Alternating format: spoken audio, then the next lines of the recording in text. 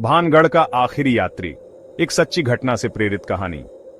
साल 2017 की बात है। जयपुर के रहने वाले रोहित और उसके 3 दोस्त अनुज, विकास और मयंक ने एक रात भानगढ़ किले में जाने का प्लान बनाया। सबको पता था कि सूर्यास्त के बाद वहां जाने की सख्त मनाही है, लेकिन इन दोस्तों को रोमांच का शौक था। रात के करीब 11 बजे चारों दोस्त भानगढ़ किले की तरफ बढ़े। सड़क वीरान थी, चारों ओर घना जंगल और रहस्यमयी सन्नाटा।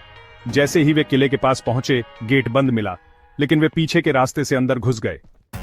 किला सुनसान था, लेकिन हवा में एक अजीब सा भारीपन था। चारों दोस्त मजाक करते हुए अंदर घूमे और वीडियो बनाने लगे। तभी उन्हें किसी औरत के रोने की धीमी आवाज सुनाई दी। यहां कोई और भी है? कोई जानवर होगा? बेवजह डर मत फैला।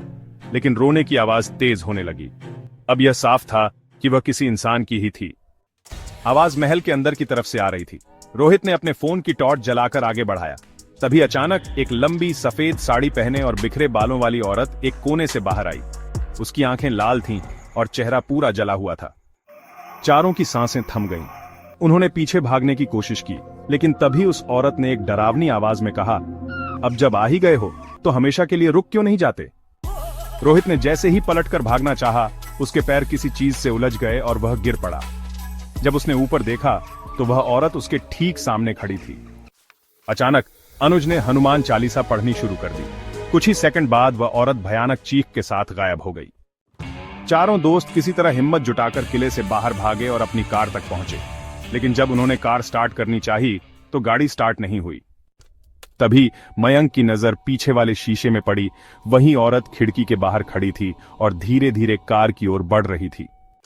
विकास ने घबराकर कार का हनुमान जी का लॉकेट बाहर निकाला और जैसे ही उसने खिड़की के पास रखा, औरत एक जोरदार चीख के साथ हवा में घुल गई। कार स्टार्ट हो गई और चारों वहां से भाग निकले।